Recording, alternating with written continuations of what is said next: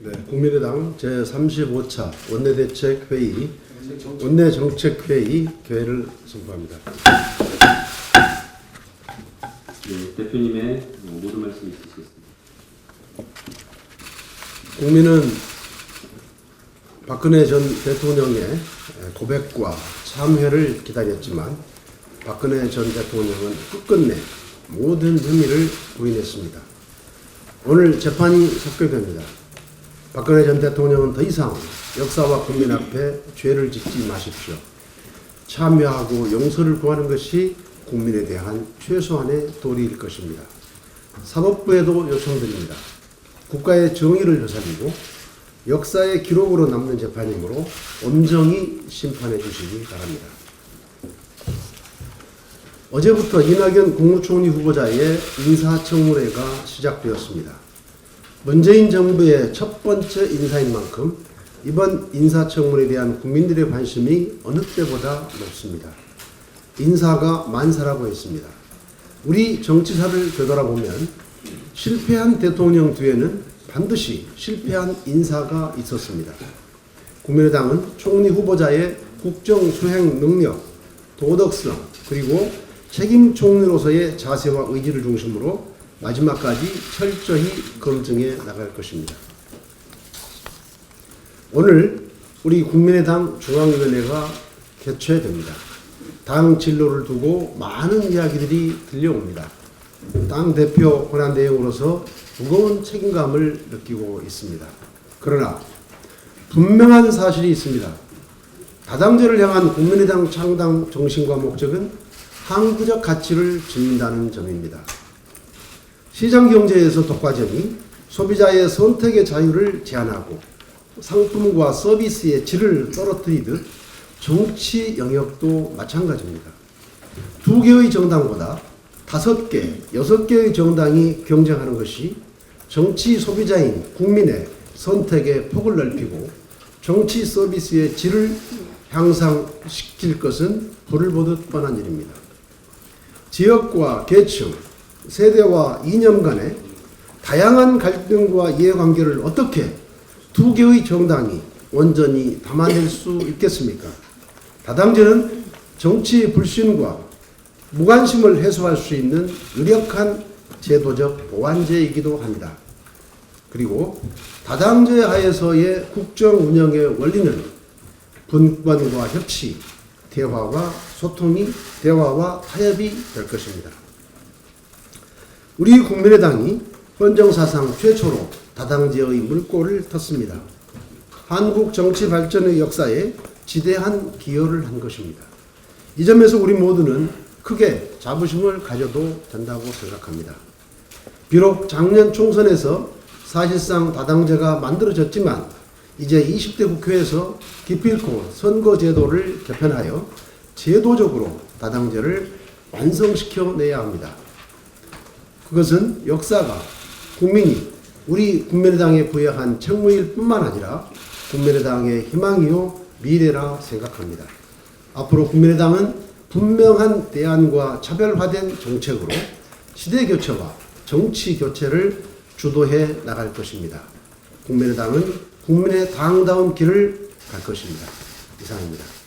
지난 23일 한국은행이 발표한 2017년 1분기 가계 신용에 따르면 올해 1사분기 가계부채는 1359조 7천억 원으로 사상 최고치를 기록했습니다. 제1금융권에 비해 제2금융권 신용 증가율이 상대적으로 높습니다. 이는 은행권에서 대출받기 어려워진 서민들이 제2금융권을 찾는 풍선 효과로 분석이 됩니다. 미국은 지난해 12월과 금년 3월 기준금리를 각각 0.25%포인트 인상한 데 이어 금년 내에 한두 차례 더 인상할 것이라는 전망이 지배적입니다. 미국의 금리 인상이 현실화되면 국내 금리도 상승 압력이 커질 것으로 보입니다. 금리 인상은 상환 부담을 가중시켜서 가계부채를 더욱 어렵게 할 것입니다. 특히 저소득층, 자영업자, 청년층 등 취약계층에게는 직격탄이 될 수 있습니다.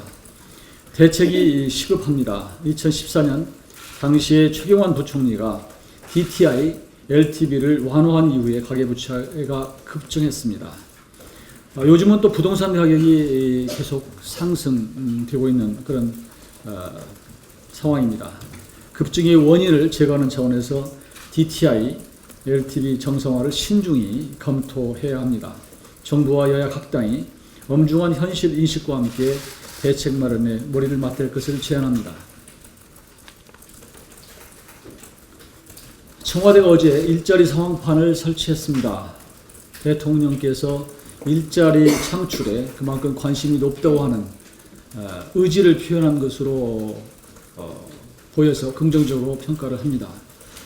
그렇지만 18개 그 지표, 상황판에 나타난 지표는 사실 환율이나 주식처럼 시시각각 매일매일 변하는 것이 아니라 월별, 분기별 통계 자료이기 때문에 매일매일 상황을 체크할 일은 별로 없어 보입니다.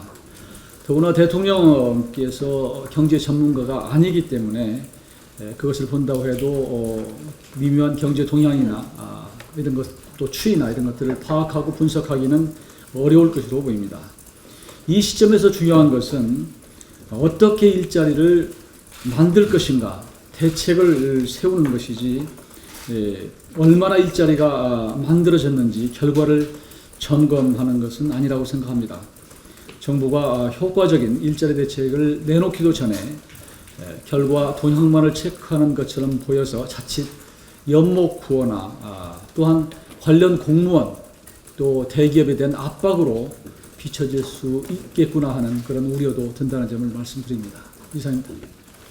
네, 문재인 대통령 그 일자리 상황판 방금 정책위의장께서 말씀하셨는데 일자리에 대한 관심이 높아지고 또 대통령께서 챙긴다는 것은 매우 긍정적입니다만 이 상황판을 설치하는, 그래서 숫자를 계속 챙기는 이런 식의 어떤 방안으로 문제가 해결될 것인가 굉장히 우려스럽습니다. 70년대식 해법이 아닌가. 이렇게 되면 공무원들이 전부 숫자만 보면서 거기에 연연해 할 텐데 숫자는 조금씩 나아지는지 몰라도 실질은 바뀌지 않는 이런 상황이 걱정이 됩니다. 거기다가 그러면 이 상황판 굳이 하시려면 거기에 들어가는 국민들의 혈세 그리고 재정 상황 같이 옆에 함께 경계하셔야 되지 않나 이런 생각이 듭니다. 어제 초대 국무총리로 지명된 이낙연 후보자에 대한 인사청문회 밤 11시 가까이까지 있었습니다. 우리 당의 김광수, 이태규 의원님 비롯해서 의원님들 수고 많으셨고 특히 두 분 의원님 정말 열심히 준비하셔서 굉장히 좋은 평가를 기자들로부터 받고 있다는 얘기 듣고 있는데 수고 많이 하셨습니다. 더불어민주당이 이제 여야가 바뀌면서 과거와 달리 너무 점잖게 그리고 너무 준비 없이 진행하고 있는 게 아닌가 이런 생각이 드는데요.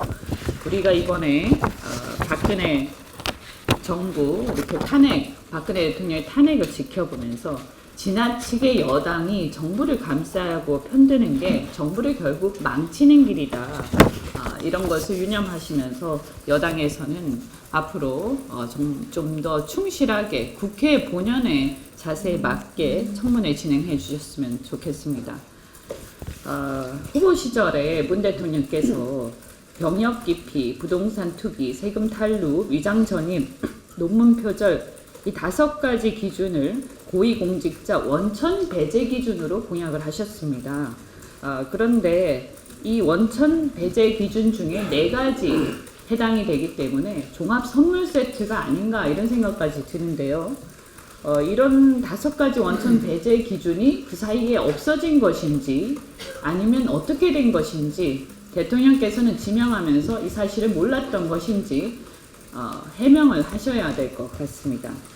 특히 아들의 병역 비리 의혹, 국민들이 용납하기 어려운 문제고 과거의 역대 청문회상 고위공직 후보자 중에서 병역 비리 의혹이 시원하게 해명되지 않은 상태에서 국민들의 선택을 받은 예가 거의 없었습니다. 지금 자료를 제대로 내지 않고 있어서 과연 해명이 되는 것인지 여부조차도 알 수가 없습니다. 만약에 이런 식으로 계속되면 이 자료가 없어서 청문회가 제대로 기능을 하기 어려운 상황이 되지 않을까 이렇게 걱정이 되는데요. 어젯밤에 마지막에 끝나기 전에 이 자료 내겠다라고 하신 만큼 오늘 한번 지켜보겠습니다. 또 특히 그 전두환 전 대통령에 대해서 위대한 영도자다 이런 말씀까지 하셨는데 이거 보면서 저희는 호남 총리라는 말이 참 무색하구나 이렇게 말씀하셔놓고 사과 한마디로 끝날 일인가 이런 의문이 들고요. 호남 총리라고 하면 단순히 고향이 호남인 총리 혹은 전남도지사 출신 총리 이렇게 볼 수 있는 건 아니라고 생각합니다. 패권에 대한 저항 그리고 개혁성 그 호남의 어떤 역사성에 대한 인식이 투철한 총리여야 우리가 호남 총리라고 말할 수 있는 것 아니겠습니까? 그런데 아들 병역 면탈, 위장 전입, 탈세 의혹 등 도덕성 흠결 문제 그리고 전두환 영도자 우는 또 박정희 기념사업회 추진위원회 부위원장 역임 등 역사의식의 부재까지 있는 이런 후보자가 과연 호남에서 자랑스러워할 만한 후보자인지 묻지 않을 수 없습니다. 호남 총리라기보다는 강남 총리, 특권층 총리라는 말이 어울리는 그런 후보자가 아닐까 하는데요. 호남 총리라고 하면서 어물쩍 넘어가려는 태도, 문재인 정부의 향후 성공적 국정 운영에 도움이 되지 않을 거라고 생각합니다. 앞으로 잘 지켜보고 저희는 국회에서 인사청문회라는 그 국회의원들의 어떤 본연의 역할에 충실히 하겠습니다. 고위 공무원들의 공직기관 회의가 도를 넘고 있습니다. 그래서 나라다운 나라를 만들어 주시겠다고 약속하신 부분에 대해서 좀 무관용 원칙으로 공직기관이 회의된 공무원들에게 무관용 원칙으로 일벌백계해 주십사 하고 부탁 차원에서 말씀을 드리겠습니다. 지난 5월 18일 문재인 대통령을 비롯한 여야 지도부는 광주 민주화운동 기념식에 참석하여 민주화에 앞장섰던 호국 영령들의 넋을 기리고 5.18 가족들을 위로했습니다. 그런데 기념식이 열리고 있던 이날 어처구니 없게도 국가공무원 인재개발원에 입소해 교육을 받던 상급 이상 고위공무원 15명은 통영에 위치한 등대섬을 방문하여 만찬을 즐기고 신축한 관리숙소에서 1박을 했다고 합니다. 근데 거기서 그친 것도 아니고 술자리까지 가셨다고 합니다. 여객선이 접안할 수도 없는 무인도에 통영지역 농어청 봉사활동이란 명목으로 해정경비정 취항을 요청해서 등대섬에 들어간 것으로 확인이 되었지만 농어촌 봉사활동이란 취지와는 달리 비경을 간직한 등대섬에서 일몰과 만찬만 즐겼다고 합니다.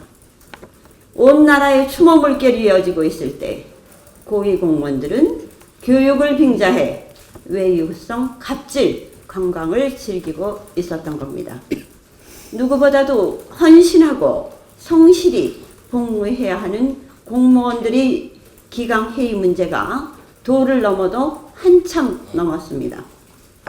더군다나 새 정부가 들어선 지 며칠 지나지도 않은 시기입니다. 교육을 빙자해 외유성 갑질 관광을 즐긴 해당 공무원들에 대한 진상조사를 통해 잘못된 행위가 드러날 경우 일벌백계하여 공직기강을 바로 잡아야 할 것입니다. 아울러서 공직기강 행위나 비행위에 대해서는 무관용 원칙으로 엄벌하여 기본에 충실한 공직 풍토를 조성해야 할 것입니다. 이상입니다. 네, 원내기획 부대표를 맡고 있는 최경환입니다. 5.18 관련해서 말씀드리겠습니다.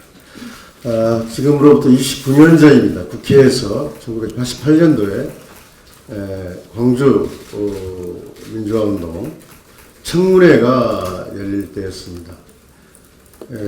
거기에서 그런데 그 과정에서 그 당시 군 보안사는 또 다른 비밀 작업을 시작합니다. 이른바 5.11 분석반, 5.11 연구위원회를 만들어서 보안사 또 국방부 관계기관들이 모여서 관련 자료들을 조작하는 일을 벌입니다. 조작의 요점은 이거였습니다.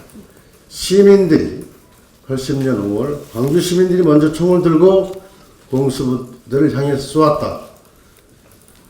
공수부대의 총검 진압 이런 내용은 삭제해버리고 또 화염 방사기 같은 걸 사용했다는 이런 기록들을 가스탄으로 바꾸고 이렇게 전체 서류를 조작합니다. 그렇게 해서 이것이 바로 지금 행해가고 있는 5.18 왜곡의 진상입니다. 뿌리입니다. 즉, 그 당시 그런 그 논리가 보안사에서 만든 논리가 그대로 적용돼서 그걸 근거로 군인들이 공수부대가 5월 21일 자유권을 발동해서 시민들을 향해서 발표할 수밖에 없었다.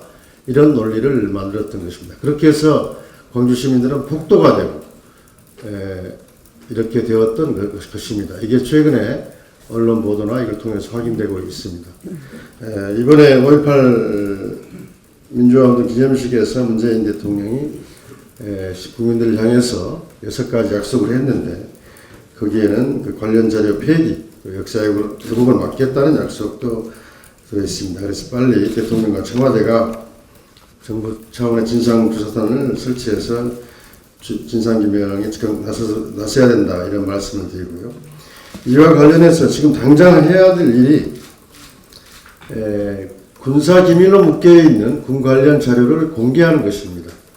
이것은 군사기밀보호법상 군사기밀을 지정한 자는 그 지정된 사항이 군사기밀로서 계속 보호할 필요가 없게 된 때에는 그 지체 없이 지정을 해제한다고 명시하고 있고 또 군사기밀보호법 제8조에 의하면 국방부 장관은 국민에게 알 필요가 있는 때에는 군사기밀 공개할 수 있고 이런 그 기술개발이나 학문연구 등의 목적으로 연구기관 요청이 있을 때는 군사기밀을 제공하거나 설명할 수도 필요하고 있습니다. 그래서 최근 문재인 대통령께서 여러 가지 업무 지시 형태로 거의 청와대 명령식으로 국정 운영을 해오고 있는데 필요한 것은 바로 이런 분야라고 생각합니다. 국방부에 업무 지시를 내려서 그 기밀 해제와 관련 자료 공개를 바로 지시해야 된다. 이걸 촉구드립니다. 그리고 덧붙여서 한 말씀 더 드리겠습니다.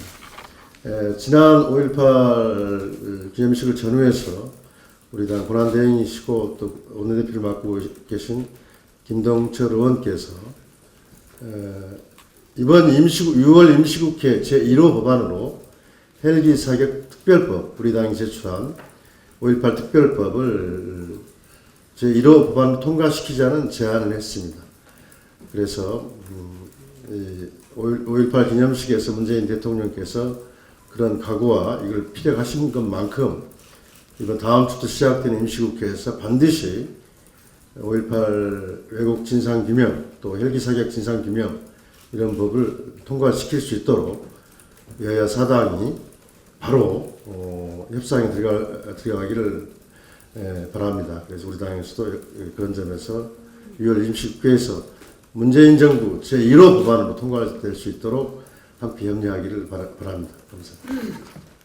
더불어민주당의 역사교과서 근현대사 지필 기준 제안은 좀 문제가 있는 것 같습니다. 그에 관해서 말씀드리겠습니다. 문재인 대통령 선거대책위원회 산하에 역사와 미래위원회가 있습니다. 여기에서 중고교 역사교과서의 새로운 지필 기준을 제시하는 보고서를 다음 주에 국정기획자문위원회에 제출하겠다고 밝혔습니다. 일제강점기와 위안부 문제, 6.25 전쟁 등 대한민국 주요 근현대사 사건에 대해 어떤 관점으로 기술해야 할 것인지를 정당에서 기준을 만들어 제시하겠다는 생각에 우려를 감출 수 없습니다. 박근혜 정부의 국정역사교과서 추진 문제로 우리 사회가 얼마나 갈등을 해왔는지 우리는 아직도 기억하고 있습니다. 또한 특정 이념에 따라 역사 교과서를 만드는 문제의 폐해가 얼마나 큰지도 우리 국민은 잘 알고 있습니다. 역사 교과서 집필 기준은 집권 여당이 추진할 일이 아니라 국민적 합의를 기초로 해서 출발해야 한다는 점을 명확히 밝힙니다. 추가해서 대통령의 국정교과서 폐지 지시에도 교육부가 검정교과서 발행을 강행하려는 움직임을 보이고 있는 점에 대해서도 깊은 우려를 함께 표시합니다. 이상입니다. 국민의당 인사청문위원이 문자폭탄을 받고 있는 상황에 대해서 깊은 유감을 표합니다. 공직 후보자에 대해 높은 도덕성을 요구하고 자질과 능력을 철저히 검증하는 것은 국회의 당연한 책무입니다. 문자폭탄과 맹목적인 지지는 문재인 정부 성공에도 결코 도움이 되지 않습니다. 과거 문재인 대통령이 후보 시절 양년 발언으로 문자폭탄을 두둔했던 책임도 적지 않습니다. 이번 기회에 문재인 대통령은 문자폭탄은 비판을 용납하지 않는 반민주적인 형태임을 분명히 밝히고 단호히 반대한다는 입장을 표명해야 할 것입니다. 이상입니다. 북한 관계가 지금 상당히 심각한 상황입니다. 트럼프 정권 이후 유엔을 중심으로 해서 국제적으로 중국도 참여 가운데서 아주 강하게 압박해 들어가는 상황인데 북한 김정은은 미사일을 더 쏘아 올리고 있습니다. 이러한 상황에서 북한 문제와 관련한 새로 지명받은 청와대 참모진의 발언에 대해서 정말 심각히 우려를 금할 길이 없습니다. 그래서 이 문제에 대해서 한 말씀 올릴까 합니다. 문재인 정부가 출범한 지 2주가 지났습니다. 새 정부의 대북 정책 기조를 보면 북한의 도발에는 단호히 대응하되 평화정책을 위한 대화 시도는 계속하겠다는 이른바 투트랙 전략을 선택한 것으로 보입니다. 남북관계 개선을 위해 최소한의 대화를 병행하겠다는 문재인 정부의 대북 기조는 긍정적으로 평가합니다. 그러나 새 정부의 대북 정책 구상 과정에서 자문 역할을 하고 있는 문정인 통일외교 안보 특보의 최근 행보에는 우려를 표합니다. 문정인 특보는 최근 언론 인터뷰를 통해 남북 정상회담, 5.24 조치, 민간 교류 허용부터 금강산 관광, 개성공단 재개 이르기까지 대북 정책의 급격한 변화를 예고하는 발언들을 쏟아내고 있습니다. 또한 특히 NLL과 아주 민감한 사안인데 서해 평화협력지대 논의를 시작해야 한다. 북핵 동결 시 한미 연합 군사훈련을 잠정 중단해야 한다는 등 청와대와 조율되지 않은 개인적 소신을 공개하고 있습니다. 공식 라인도 아닌 대통령을 장문하는 특보의 한마디에 대한민국의 대북정책 기조가 출렁이는 상황은 결코 바람직하지 않습니다. 더구나 유엔 안보리는 불과 3일 전 북한의 탄도미사일 발사를 규탄하는 성명을 발표했습니다. 여기에 더해 국제사회는 더욱 강력한 대북 추가 제재 방안을 논의하고 있습니다. 6월 중순 한미 정상회담도 목전에 두고 있습니다. 대북 문제와 관련한 수많은 불확실성이 상존하고 있습니다. 이 시기에 공식 라인이 아닌 특보의 입을 통해 대북 정책 등 안보와 관련한 민감한 주제들이 너무 가볍게 논의되고 있는 것 같아 우려스럽습니다.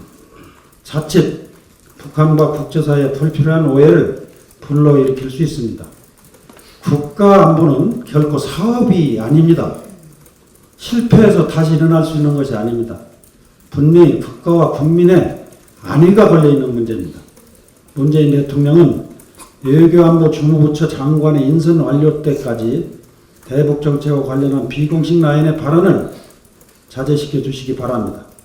아울러 국제사회의 움직임, 북한의 태도 변화 가능성 등 모든 변수를 종합적으로 고려하면서 신중에 신중을 기해 대북 문제를 풀어나가시기를 다시 한번 촉구합니다. 이상입니다. 숨가쁘게 진행되고 있는 일련의 개혁 정책들이 가지고 있는 빛과 그림자를 면밀하게 살펴야 합니다. 그림자를 없애거나 줄이는 조치를 병행해야 합니다. 그렇지 않으면 사회 문제가 쌓이게 되어서 문재인 정부의 커다란 부담으로 작용할 것입니다. 두 가지 예를 들겠습니다. 공무원 1만 2천 명 채용 계획은 증세로 이어지거나 재정 건전성을 훼손하게 될 것입니다. 10조 원의 일자리 추경이 이래로 그치지 않고 매년 지속적인 추가 예산을 필요하게 되므로 증세와 재정 건전성 훼손이라는 그림자를 만들게 될 것입니다. 이와 아울러 비정규직 제로 정책도 노동시장에 심각한 왜곡 현상을 가져올 위험성이 있습니다. 공기업이나 일반 기업을 막론하고 비정규직을 정규직으로 전환하면 비용이 늘어나고 그만큼 신규 고용의 축소로 이어질 수밖에 없을 것입니다. 반대로 신규 고용을 종전대로 유지한다면 추가적 비용 마련을 위하여 상품이나 서비스의 가격을 올릴 수밖에 없을 것입니다. 이 부담은 오롯이 국민 부담으로 증가될 것입니다. 문재인 정부는 정권 인수위원회가 없는 상황에서 개혁으로 인해 피해를 당하게 될 계층의 의견을 반영해야 합니다. 개혁의 필요성만을 지나치게 강조하다 보면 그림자가 크게 드리워질 것입니다. 이상입니다. 혹시 추가로 더 바라는 분 있으십니까? 네, 없으시면 이상으로 공개